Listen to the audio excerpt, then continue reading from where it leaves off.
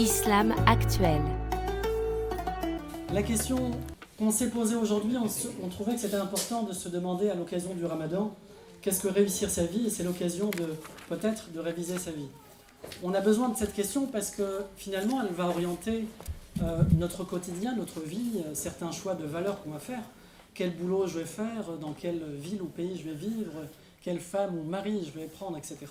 C'est une question quand même qui conditionne pas mal d'autres choix importants dans notre vie. Et on trouvait important de l'aborder, de prendre ce temps-là pour méditer dessus. Alors, c'est une question qui est d'autant plus difficile que finalement, on sait qu'on a réussi sa vie ou pas, peut-être uniquement quand on est mort, ou quand on approche de la mort. Donc c'est un peu paradoxal, parce que si je dis aujourd'hui j'ai réussi, mais dans 5 minutes c'est la catastrophe, vous connaissez tous autour de vous des personnes qu'on a vues grimper, puis à la fin c'est la chute, 5 minutes avant ou 10 ans avant de mourir. Et on ne sait pas en fait, on ne peut pas dire aujourd'hui j'ai réussi. Et en même temps, je ne peux pas attendre la mort pour trouver la réponse à cette question, parce que c'est maintenant que j'ai besoin de la réponse, pour bien vivre, pour bien conduire ma vie. Donc c'est un peu là la difficulté du sujet, et j'aimerais essayer de le clarifier.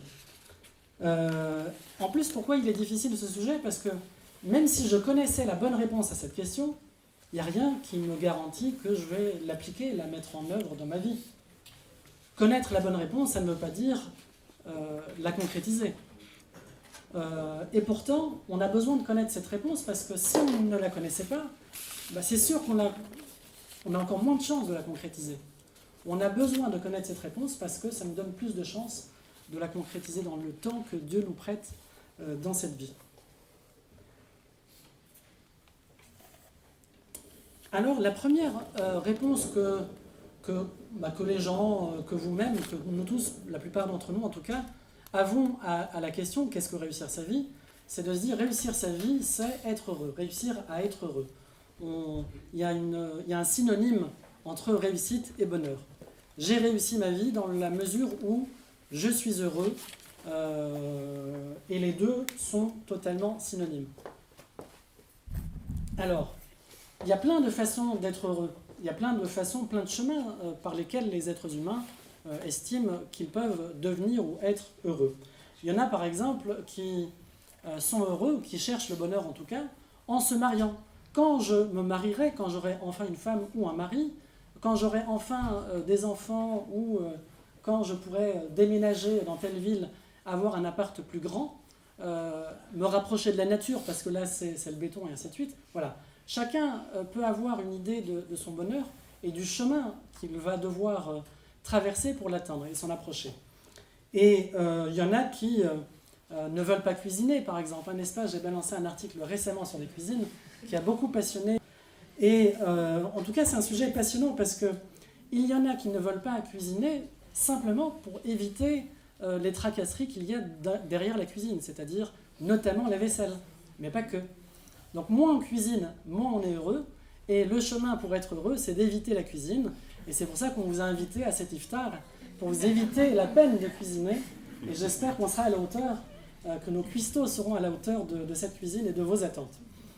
Et à l'inverse, d'autres trouvent que pour être bien dans sa vie, il faut aussi prendre ses marques chez soi, dans sa cuisine, posséder sa cuisine, habiter sa cuisine et manger bien. Parce que manger bien permet d'accueillir, permet d'être apprécié par ses amis, parce que quand on a des amis sympas et qui viennent chez soi, mais qu'on ne sait pas les accueillir avec de la bonne bouffe, on ne tient pas la route longtemps. On vient une fois manger des chips, mais pas deux, n'est-ce pas? Donc même pour... là, on a un deuxième chemin pour être heureux, qui est de bien cuisiner, de cuisiner des bonnes choses à manger. De la même manière, certains pensent arriver au bonheur en s'engageant dans une grande entreprise, en trouvant un poste dans une grande boîte. Pourquoi une grande boîte? Parce qu'une grande boîte, c'est reconnu, c'est le statut, c'est international, c'est waouh. Et ça permet aussi d'être, ça permet d'être reconnu socialement. Et d'autres vont avoir l'avis totalement inverse. La grande boîte, c'est la prison. Moi, je veux créer ma boîte. Pourquoi créer ma boîte? Pour être indépendant, pour être enfin libre. Donc voilà, on a deux chemins totalement contradictoires pour atteindre le bonheur. Vous en avez qui se prennent la tête à chercher à connaître la science, la connaissance, etc. C'est un chemin vers le bonheur. Et il y en a d'autres, c'est exactement l'inverse. Moins j'en connais, mieux je me porte. Je veux éviter les problèmes de « oulala, c'est trop compliqué d'analyser la psychologie de l'autre, la sociologie des uns et des autres, les rapports internationaux, les coups tordus dans la politique, c'est trop compliqué. Moins j'en connais, mieux je me porte. » Donc là, on a un deuxième chemin totalement contraire au précédent. Et pareil, on a des personnes qui, peut-être parce que malades, veulent abréger leur souffrance et donc abréger leur vie. Autrement dit, souffrir moins, se rapprocher du bonheur, c'est accélérer ma mort. Et là, c'est un vrai sentiment, c'est une vraie idée qui peut traverser une personne. On a exactement l'idée inverse, à savoir que moi, parce que je veux être heureux, etc., je veux que ma forme soit... Je veux être en pleine forme, je veux que mon corps ait une forme athlétique, et donc je l'entraîne, et je m'entraîne tous les jours, etc. On a vraiment deux attitudes totalement contraires entre celui qui se laisse mourir pour abréger sa souffrance et celui qui se dope à coups de vitamines. Qu'est-ce qu'on prend pour se muscler et tout ça? Protéines et tout ça, là. De la viande et tout, on mange tout, même pas bio, c'est pas grave. Mais au moins, on a une forme athlétique. Donc on a vraiment deux chemins totalement contraires, là encore, pour arriver au bonheur. D'ailleurs, vous qui êtes venus aujourd'hui à une conférence sur qu'est-ce que réussir sa vie, vous êtes venus ici peut-être, dans l'espoir d'avoir une petite réponse à cette question, et peut-être ça vous permettra d'être un peu plus heureux ou de vous orienter peut-être un peu mieux dans votre vie. Ou plus simplement, certains sont venus peut-être pour se dire je vais trouver la femme de ma vie ou l'homme de ma vie, ou ça m'évitera la mauvaise compagnie de ma femme que je ne supporte plus, ou de mon mari que je ne supporte plus. Et puis on a aussi des couples qui sont venus. C'est toi qui es venu sans ta femme d'ailleurs. Ouais, c'est moi. Mais on a aussi des couples qui sont venus peut-être simplement parce qu'ils venaient passer un bon moment et de rappel, se rappeler de ces vérités essentielles qu'on allait partager ensemble ce soir. Donc on a vraiment plein de chemins très différents pour aller vers le bonheur. À tel point qu'on a l'impression que tout le monde recherche le bonheur. Qu'est-ce que réussir sa vie? C'est rechercher le bonheur, c'est se rapprocher du bonheur.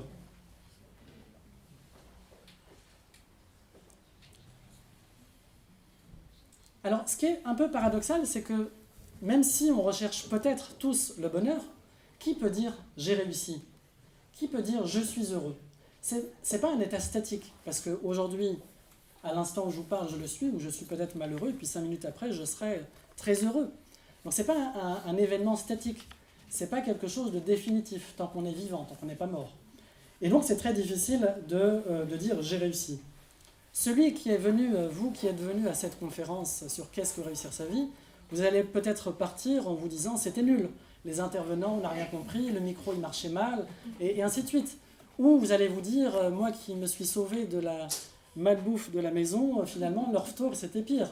Donc en fait, même si tout le monde cherche à être heureux, ce qui est très bizarre, c'est que tout le monde se plaint. Le fait de rechercher à tout prix le bonheur, ça nous rend vulnérables, ça nous rend manipulables.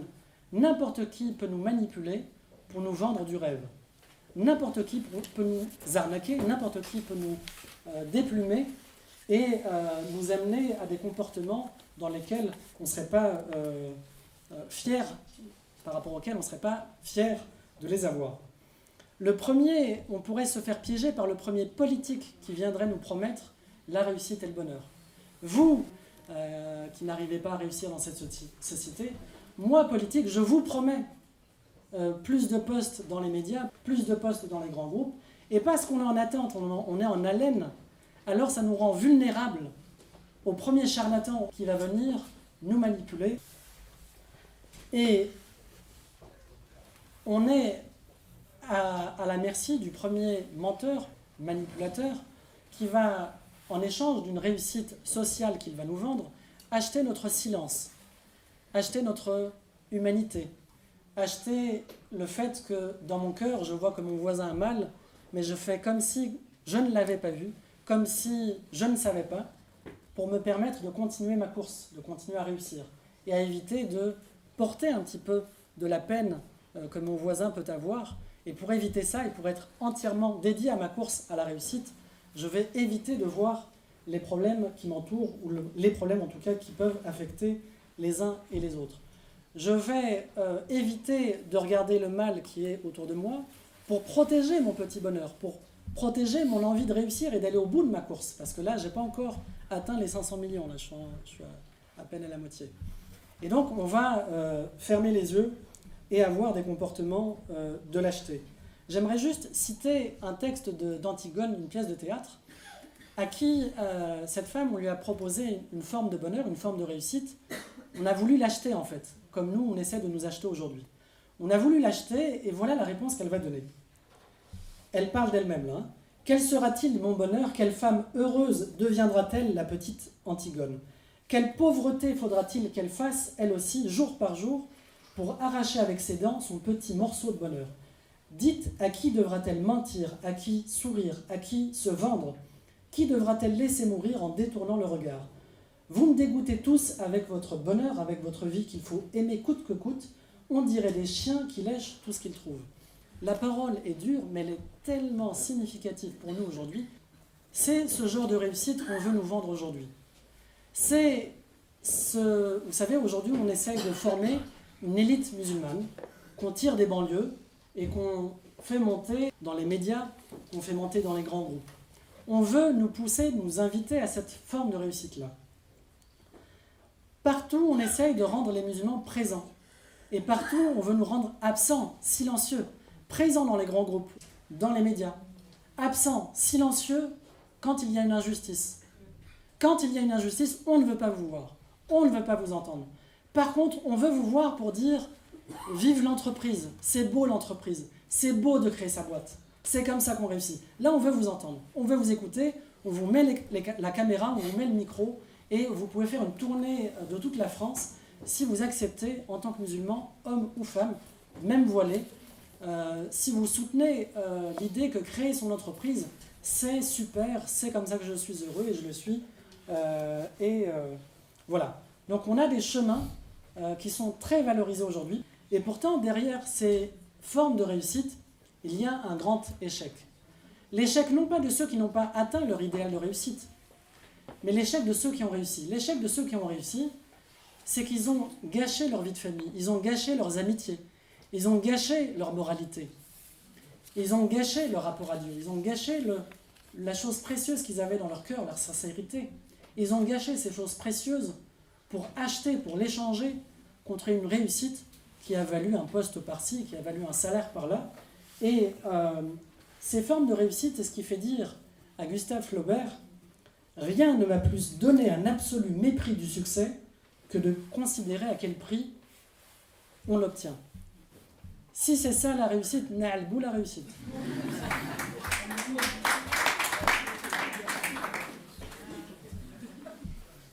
Alors, on peut se demander, est-ce qu'on est vraiment capable en tant qu'être humain de bien connaître et de bien choisir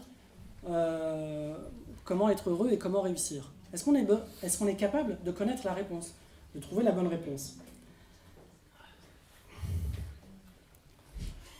Cette difficulté est d'autant plus présente que quand moi qui veux devenir riche pour réussir, je ne suis pas conscient en désirant ceci, je ne suis pas conscient que plus je m'enrichis, plus je suis entouré de personnes qui ne sont pas forcément des personnes bienveillantes, qui veulent simplement me déplumer, mais je vais perdre mes amis.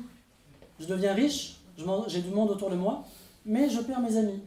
J'ai de plus en plus de mal à faire confiance, parce que je suis entouré de gens que je ne connais pas. J'ai de plus en plus de mal à me sentir en sécurité, parce que j'ai tellement de gens qui viennent vers moi que je ne sais pas à qui je peux faire confiance, et ainsi de suite. Donc voilà, là on est dans une forme de réussite où on ne sait pas vers où ça va nous mener. Est-ce que finalement, en devenant riche, je ne vais pas être plus malheureux? On ne voit pas, autrement dit, le mal derrière le bien derrière lequel on est en train de courir.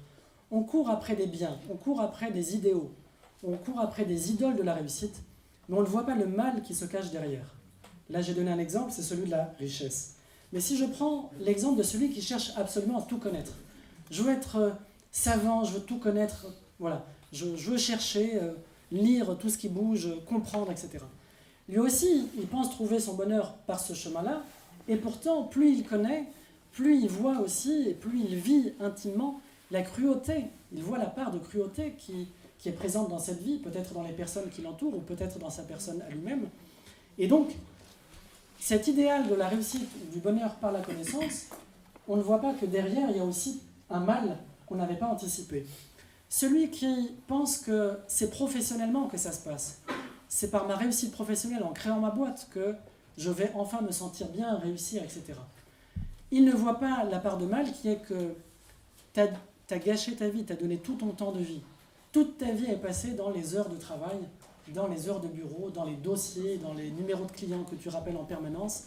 Tu es en train de courir comme un chien qui veut absolument ses clients, son chiffre, son argent, tous les jours. Et tu es en train de gâcher ta vie de famille, ta vie spirituelle, parce que ça demande du travail. Ce que les précédents intervenants nous ont partagé, ça demande du boulot que d'arriver à purifier son cœur, arriver à être meilleur. Ce n'est pas quelque chose qui est donné, qui est acquis une fois pour toutes. Et donc, le temps qu'on donne à tout le travail que l'on fait professionnellement, c'est le temps qu'on retire à la famille que j'essaye d'animer comme je peux, à mon cœur que j'essaye d'animer comme je peux, et ainsi de suite. Et donc, on est face à des vrais choix de valeurs qu'on a du mal à bien faire parce qu'on fonce vers un idéal de réussite, une idole de la réussite, on ne voit pas la part de mal qui se cache derrière. Dieu, dans le Coran, nous rappelle deux situations dans lesquelles l'être humain en fait, se plante complètement dans ce qu'il aime et dans ce qu'il déteste. L'être humain, nous tous, on a envie de choses parce qu'on se dit « j'ai envie de ça pour enfin me sentir bien ». Au contraire, ça je déteste, j'en veux pas du tout parce que je sais que si j'ai ça, je vais être malheureux, je vais rater ma vie. On a tous nos haines, des choses qu'on déteste et des choses qu'on aime et on recherche celles qu'on aime.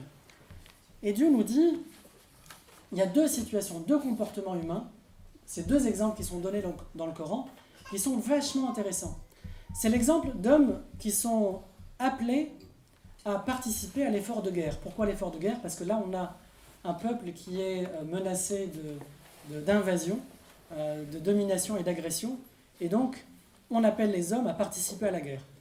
Dans ce moment-là précis, une partie des hommes se dit « moi je préfère rester avec ma femme, moi j'ai des enfants, moi j'ai mon champ, j'ai mes biens, j'ai pas envie de lâcher tout ça, j'ai pas envie de mourir, j'ai encore envie de profiter de la vie ».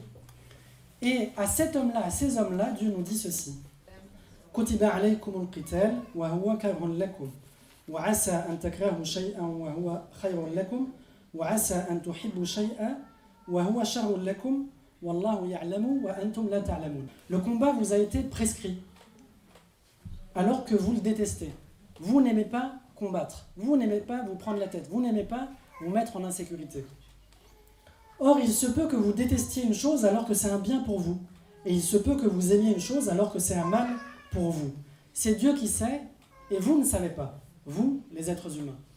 C'est vrai que moi qui ne voulais pas aller au combat, parce que si je vais au combat, peut-être que je vais mourir, je ne retrouverai plus les beaux yeux de ma femme et ceux de mes enfants. Et donc, je n'ai pas envie d'y aller. Mon cœur me dit, n'y va pas. Donc, je déteste le fait d'y aller, l'idée d'y aller. Et j'aime l'idée de rester. Et pourtant, Dieu est en train de nous dire, peut-être que tu détestes quelque chose qui est bon pour toi, parce que ce que tu ne sais pas, si tu ne participes pas au combat, et si l'ennemi arrive à vous vaincre, c'est fini ta femme. Le viol, c'est le sport national de toutes les guerres, hein. C'est la pratique normale de toutes les guerres. La désappropriation de mes biens et de mes richesses, c'est la pratique normale de toutes les guerres. Donc, tu aimes ces choses-là et tu crois que c'est en restant à la maison que tu vas pouvoir les sauver. Dieu est en train de nous dire, attention, il se peut que tu aimes quelque chose et tu te plantes. C'est pas en restant à la maison que tu vas sauver ce que tu aimes. C'est en allant combattre. Deuxième situation, pareil, on voit la tension chez l'être humain, dans le cœur de l'être humain. Et là encore, c'est encore un exemple d'homme, au sens masculin. C'est le cas d'hommes qui commencent à mal aimer leur femme. Ils se disent, est-ce que je ne vais pas aller voir ailleurs ? Est-ce que j'en ai marre, là, je craque, j'en peux plus d'elle, je vais la quitter. Ils sont dans un état un peu similaire. À ces hommes-là, Dieu va dire وَعَاشِرُوهُنَّ بِالْمَعْرُوفِ فَإِنْ كَرِهْتُمُوهُنَّ فَعَسَى أَنْ تَكْرَهُوا شَيْئًا وَيَجْعَلَ اللَّهُ فِيهِ خَيْرًا كَثِيرًا.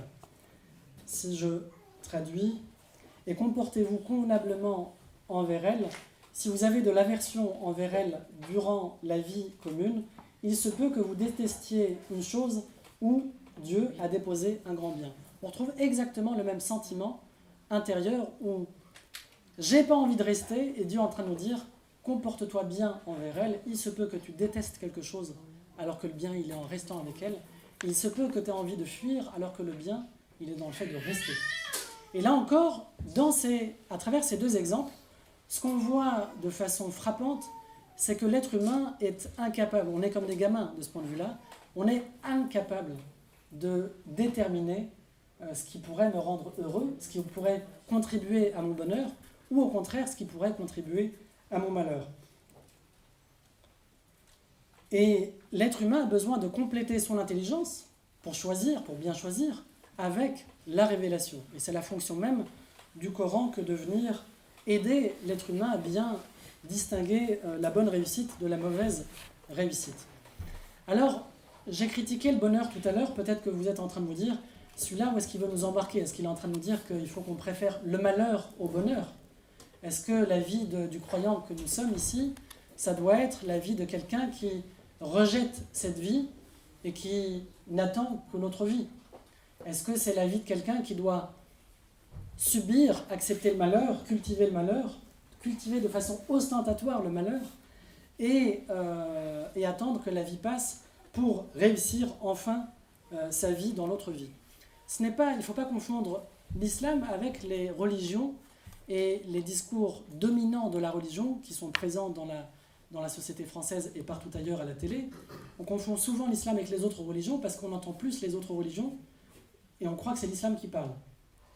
Vous parliez du problème de la traduction tout à l'heure, mais au-delà même du problème de la traduction, aujourd'hui tout ce qu'on entend sur l'islam ne vient pas du Coran. La majorité des discours qu'on entend sur l'islam ne sont pas la source première de l'islam, à savoir le Coran. C'est les médias, c'est les on-dit, c'est le tapage qui nous tombe sur la tête. Et donc, il faut revenir à la source première pour purifier un peu notre compréhension. Et on peut avoir ce sentiment, et cette idée est très répandue, y compris chez les musulmans, selon laquelle il faut délaisser ad-dunya et s'agripper, s'accrocher à ad-din, la religion. L'important, c'est ad-din. Dunya, on s'en fout, c'est pas grave. Ça, c'est quelque chose que vous entendez. Vous avez même une revue marocaine, pour les Marocains qui sont ici, qui s'appelle ad-din ou ad-dunya. Ce qui est très marrant avec cette revue, c'est que c'est des laïcs qui la tiennent.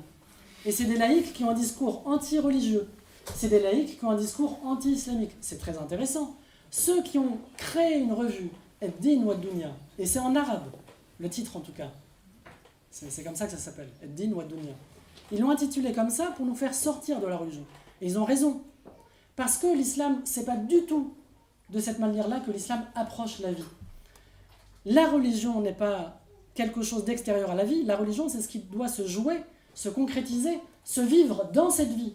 C'est ici et maintenant que l'islam peut et doit se vivre. C'est pas après. Après, c'est trop tard. Une fois que je suis mort, j'ai plus rien à faire. Je ne peux être que jugé par Dieu.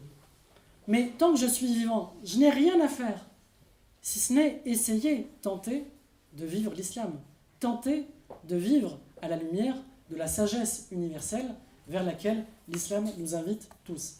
Et donc, contrairement à tous les discours, en tout cas la majorité des discours sur cette division entre ad-din ou ad-dunya, cette division n'est pas coranique, elle n'existe pas dans le Coran. La vie, cette vie n'est pas un mal, elle n'est pas un péché, ça c'est une vision chrétienne du péché originel, ce n'est pas une vision musulmane de la vie. La vie n'est pas un mal puisque la vie est le cadeau, est le dépôt que Dieu nous a prêté. Dieu a prêté à chacun d'entre nous un dépôt, un temps de vie, une vie. J'ai une vie, pas deux. J'ai une vie dans cette vie. Et c'est dans cette vie-là que je dois tenter de concrétiser la religion et c'est pas ailleurs. Ailleurs, c'est trop tard. Je ne peux plus vivre la religion ailleurs puisque je n'aurai plus le choix par la suite. Il n'y a pas de notion de salut en islam. On n'est pas là pour attendre que les choses se passent dans l'espoir que je sois sauvé demain et j'attends toutes les galères, etc. Et de toute manière, moi, mon but, c'est demain et aujourd'hui, j'ai abandonné, j'ai démissionné. Cette vision-là n'est pas islamique, n'est pas coranique. Aucun prophète n'a transmis cette vision-là. Aucun. Vous pouvez chercher dans tous les prophètes, aucun n'a transmis cette vision-là. Al-falah, terme qui a été évoqué tout à l'heure, on peut le traduire par la réussite, le succès. C'est le fruit dont peut jouir une personne qui a tenté de bien faire, qui a tenté de vivre la sagesse, de vivre l'islam dans cette vie. C'est le résultat de cet effort-là. Al-falah, fattaqullah la'allakum tuflihun. Craignez Dieu, pratiquez la piété, peut-être atteindriez-vous la réussite. Autrement dit, c'est ici, c'est par l'effort que je vais faire ici que je vais ou pas réussir à atteindre la réussite. Alors, est-ce qu'une vie réussie, c'est pas plutôt une vie qui répond à quelque chose de grand chez l'être humain, à quelque chose de plus grand que ma simple quête de bonheur personnel, ma simple quête d'avoir un poste, d'avoir un salaire, d'avoir une femme ou un mari, et ainsi de suite. Est-ce que réussir sa vie, c'est pas répondre à quelque chose de grand?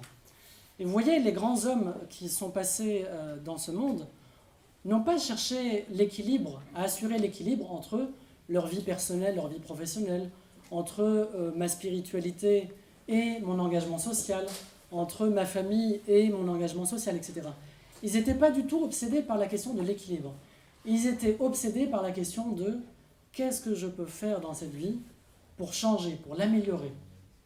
C'est ça la grande question qui les a habités. Si on prend tous les prophètes, paix sur eux tous, qui sont nos exemples, Sayyidina Ibrahim alayhi salam,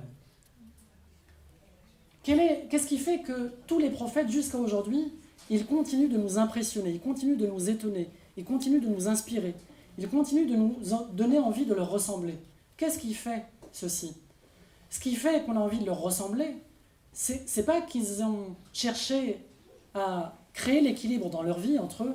Alors attention, moi j'ai mon travail, j'ai ma femme, et puis j'ai vous là, l'engagement social, l'association et tout ça. Ils n'ont jamais tenu de pareils discours. D'ailleurs, s'ils avaient tenu un discours pareil, jamais l'histoire n'aurait retenu leur nom. Leur vie n'aurait aucun intérêt si leur vie était basée et obsédée par la recherche de la réussite et de leur bonheur personnel.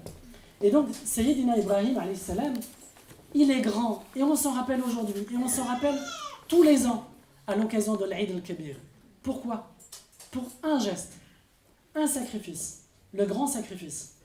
Il a vu en rêve, Dieu lui ordonner de sacrifier son fils. Il se réveille, il va le faire. Dieu l'a mis à l'épreuve, à la dernière minute, il l'interrompt, et il lui ordonne de ne pas sacrifier son fils, mais de sacrifier un animal. Mais Ibrahim alayhi salam a fait le sacrifice de lâcher ce qu'il aimait le plus dans la vie, sa propre chair, son propre enfant. Il a accepté de le donner pour plus grand que lui. Et c'est pour ça qu'on le retient, et c'est pour ça qu'on fête l'Aïd. Il n'y a aucune autre raison. L'Aïd al-Kabir n'a aucune autre signification que celle-ci. C'est le réapprentissage du sens du sacrifice. Chaque année, Dieu nous rappelle avec cette fête qu'on doit réapprendre à donner à plus grand que soi et non pas s'agripper aux petites choses et même aux belles choses qu'on peut avoir. Si on prend Bilal alayhi salam, Bilal radiallahu anhu, qui est un compagnon du prophète Mohammed sallallahu alayhi wa sallam. Bilal est un esclave. Bilal, il a un maître et d'autres qui le dominent et qui lui imposent de renier la religion à laquelle il est en train d'adhérer, l'islam. S'il veut sauver sa vie, c'est même pas son bonheur, juste pour vivre, il doit renier l'islam.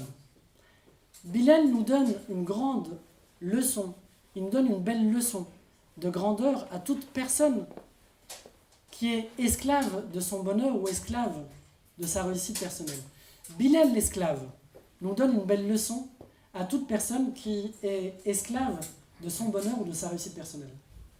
Parce qu'il a accepté de mourir pour Ahad, pour pouvoir dire Ahad, pour pouvoir vivre Allahu Ahad. Dieu est unique. Je refuse de me soumettre à ce à quoi ils essaient de m'embarquer. Je refuse ce geste-là. Rasoul sallallahu alayhi wa sallam, le dernier prophète, paix sur lui. Pourquoi il est grand? Pourquoi est-ce qu'on le retient? Est-ce que c'est parce qu'il a révélé un message, le Coran, Et c'est ce message-là qui fait qu'on le retient de lui. Non, ce message ne vient pas de lui, il vient de plus grand que lui, il vient de Dieu. Est-ce qu'on le retient parce qu'il aurait fait des miracles? Quels que soient les miracles qu'aient fait tous les prophètes, les miracles viennent de Dieu, ne sont pas le pouvoir de l'individu, des individus qui étaient ces prophètes-là. Ni le message, ni les miracles ne sont le pouvoir de ces prophètes. Donc, qu'est-ce qui fait que ces prophètes restent grands malgré tout? C'est cet acte-là, c'est ce grand acte-là de sacrifice.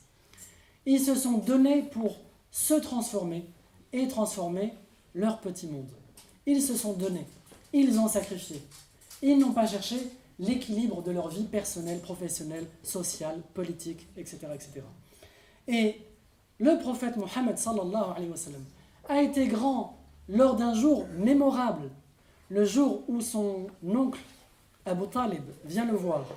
Il vient le voir parce qu'il subit toute la pression de toute la ville, de tous les gens qui lui disent « Écoute, si tu calmes pas ton petit neveu là, on va lui rentrer dedans, on va le tuer. » Et jusque-là, son oncle le défend, le protège. Cet oncle vient le voir pour le protéger, lui dit « Là, j'en peux plus, ils sont tous sur mon dos. Donc essaye de réviser ton discours. Déjà, ça va me faire du bien à moi, parce que là, ils mettent la pression à moi, ton oncle. Et même pour toi, j'ai peur pour toi. » Quelle est la réponse du prophète ce jour-là, ce jour mémorable? Si on devait retenir qu'une seule chose de la vie du prophète sallallahu alayhi wa sallam, c'est ce jour-là. Il répond, si on me mettait le soleil dans ma main droite, je le jure par Dieu que si on me met le soleil dans ma main droite et si on me livrait la lune dans ma main gauche, je ne renoncerai pas à ma mission jusqu'à ce que Dieu la fasse triompher ou que je perde la vie. Voilà. Il a refusé de réussir pour maintenir sa mission. Il a refusé de réussir pour rester digne, pour rester grand, pour rester prophète, pour nous inspirer même 2000 ans après. Donc c'est là le grand geste qu'il a apporté, et c'est en ça qu'il a été grand, et c'est en ça qu'il est encore inspirant. Il a répondu au grand appel que Dieu nous invite dans ce verset que vous connaissez peut-être. Ya ayyuhalladhina amanu istajibu lillah wa lirasuli idha da'akum lima yuhyikum. Ô vous qui croyez, répondez à Dieu et aux messagers lorsqu'ils vous appellent à ce qui vous donne la vie, la vraie vie. Répondez à cet appel, répondez à cette invitation. C'est quoi cette invitation?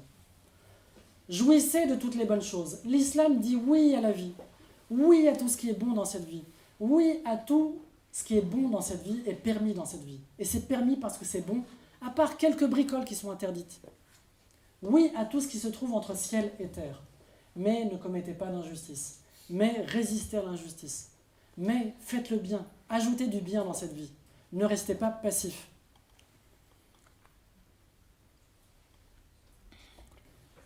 Alors, ce que j'ai présenté peut paraître peut-être, parfois on se sent petit. Quand on parle des grands, on peut se sentir petit. Quand on n'est pas orgueilleux, en tout cas, on peut se sentir petit. On a raison de se sentir petit. Et on peut avoir le sentiment que tout ça c'est beau, mais c'est pas pour moi. L'islam c'est beau, mais c'est pas pour moi, parce que moi je suis petit.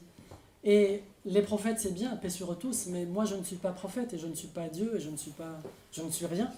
Et je ne suis tellement rien que finalement tout ce qui est beau, que je reconnais comme étant beau, eh ben, j'ai pas besoin de le pratiquer dans ma vie, parce que ça me dépasse, c'est plus fort que moi, ça me dépasse. Et pourtant, cette grandeur-là est le fruit, non pas de quelque chose qui est un événement ponctuel dans une vie, mais c'est le fruit de l'effort répété et habituel. C'est à travers l'habitude, c'est à travers l'effort que l'on fait et que l'on refait. Vous savez, une bonne prière, une prière où je suis concentré, une prière où mon cœur est sensible à la parole de Dieu, une prière où je suis entièrement dans cette prière. Ce n'est pas une prière que j'ai une fois dans ma vie.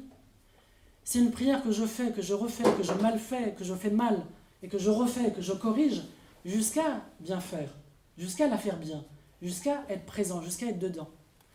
Et être juste, être courageux, être vrai, c'est exactement pareil. Toutes ces qualités, ces belles qualités, être capable de sacrifier sa vie, ou de sacrifier les belles choses de sa vie pour les autres. Ce n'est pas une qualité que j'ai comme ça du jour au lendemain. C'est parce que je m'entraîne à donner, redonner, redonner, redonner, jusqu'à ce que le don devienne une qualité naturelle chez moi, qui est la générosité. Mais ça ne vient pas tout seul comme ça. Dieu, certes, nous a créés tous avec la capacité de faire le bien et de faire le mal. Il nous a créés avec la capacité à être pieux et à être grand, avec cette capacité à faire le bien et pas simplement le mal. Et donc, qu'est-ce qui fait la différence entre les uns et les autres? C'est que les uns sont al-muflih. Al-muflih, celui qui a réussi, c'est celui qui se comporte. Al-muflih, c'est intéressant le verbe en arabe. Falaha, c'est cultiver. Et c'est la métaphore de l'agriculteur et la métaphore de celui qui réussit. Réussit celui qui cultive ses qualités personnelles et qui cultive l'effort pour transformer son monde sur la durée. Lui a réussi. Il a réussi parce que de jour en jour, de semaine en semaine, d'année en année, il a un seul effort obstiné, obsédé, comme un agriculteur. Tous les jours, l'agriculteur se lève le matin tôt, se couche tard pour prendre soin de ses fruits, de ses légumes, de ses bêtes, etc. Il prend soin des petites choses, des grandes choses dont il a la responsabilité. Eh bien, al-muflih, celui qui réussit dans cette vie, c'est celui qui fait tous ces petits gestes et qui les refait, qui les refait, qui n'arrête pas. C'est cette constance qui va amener à l'excellence. Il n'y a pas d'excellence magique. On devient bon parce qu'on n'a pas arrêté d'essayer. Et on n'a pas aussi arrêté d'échouer parfois. Mais on y arrive au terme de cet effort-là. Et donc, l'idée de la réussite la plus commune aujourd'hui, c'est que réussir, c'est être heureux. Et être heureux de 1001 manières différentes. 1001 manières différentes, se concentrer sur son bien-être, se concentrer sur son épanouissement personnel, se concentrer sur la spiritualité, sur plein de choses. Et pas simplement sur le fait d'avoir une voiture, d'avoir une femme, d'avoir un homme, d'avoir une maison, et ainsi de suite. Donc je n'ai pas distingué ou opposé la réussite au sens spirituel contre la réussite matérielle. D'ailleurs, vous avez une idée ou une façon de diviser les choses qui n'est pas juste aujourd'hui. Nous musulmans, mais on a hérité ça des autres. L'islam n'est pas la religion de l'être contre l'avoir. Ça, ce n'est pas une façon coranique de parler d'islam. Ara'ayta alladhi yukadhibu bid-din. N'as-tu pas vu celui qui rejette, renie la religion? C'est qui? Spontanément, on dirait, il ne porte pas la barbe, hijab, je ne sais pas quoi. On pourrait avoir aujourd'hui ce genre de réponse. Le Coran nous dit, alladhi, je perds le... فَذَلِكَ الَّذِي يَدُعُ الْيَتِيمَ وَلَا يَحُضُّ عَلَى طَعَامِ الْمِسْكِينِ. Et après, on va couper pour aujourd'hui. Et c'est celui qui...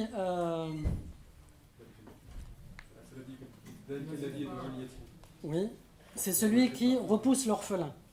Il ne va pas chercher à l'aider. Et après?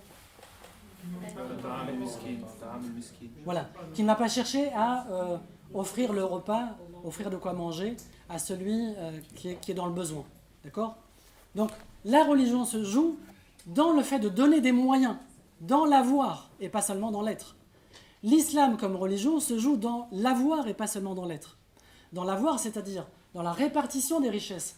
Comment j'ai gagné ma richesse? Comment je répartis ma richesse? Qu'est-ce que je fais de ma richesse? Ce n'est pas simplement la religion de l'être. Certes, l'islam a quelque chose à dire par rapport à l'être, notre façon d'être avec les autres, avec nous-mêmes, avec Dieu. Et en ce sens, c'est une religion de l'être, mais aussi de l'avoir. La façon dont vous gagnez votre vie, ce que vous mangez, comment vous partagez votre repas, est un sujet qui intéresse directement l'islam. Ce n'est pas simplement un sujet important pour la religion qu'est l'islam, c'est le cœur même de l'islam. Comment répartir l'héritage entre parents, entre frères et sœurs, et ainsi de suite. C'est de la matière qui se joue. Autrement dit, l'islam ne nous invite pas à vivre simplement avec l'âme. L'islam intervient pour nous dire la bonne façon de se conduire avec le corps. L'islam n'est pas le rejet du corps pour sauver l'âme. L'islam est une invitation à bien vivre avec son corps, à être juste avec ce corps-là. Et pas simplement avec l'âme. Donc là, on a cette division dans les catégories, dans le vocabulaire, dans les concepts, qui ne sont pas des divisions coraniques qui nous viennent de l'extérieur. L'islam ne reconnaît pas la division entre l'être et l'avoir. Ce n'est pas de cette manière-là qu'on peut éclairer le chemin que l'on doit suivre. Voilà, deuxième réaction. Quand on interroge comme ceci, ce qui nous intéresse, c'est d'avoir une compréhension de comment est-ce que l'islam peut nous éclairer sur le sujet. Et pour que l'islam nous éclaire, il faut sortir du vocabulaire ambiant, du vocabulaire qui nous semble le plus évident, qui n'est pas forcément le bon. Et c'est vrai à toutes les époques, pas simplement aujourd'hui. Toutes les époques, on devait faire l'effort de faire attention à ce que les mots qu'on emploie, les convictions qui sont les nôtres, les croyances qui peuvent être les nôtres, est-ce que ça colle avec la sagesse que le Coran, que l'islam nous enseigne ou pas, d'accord ? Et donc, l'islam, le Coran, ne s'exprime pas en termes de vous êtes trop dans l'avoir, il faut être dans l'être maintenant. Vous ne trouverez pas cette idée-là. Parce qu'on peut être injuste dans la façon d'être, dans l'intériorité, dans la religion. Même dans l'être, il y a du mal. Ce n'est pas simplement dans l'avoir qu'il y a du bien. Même dans l'avoir, dans l'avoir, il peut y avoir du bien. Et dans l'avoir, il peut y avoir du mal. Et c'est vrai pour l'être. Ce qu'on entend par l'être, c'est un grand mot, c'est un gros mot philosophique, mais derrière l'être, c'est la spiritualité, l'intériorité, la sincérité, le cœur, etc.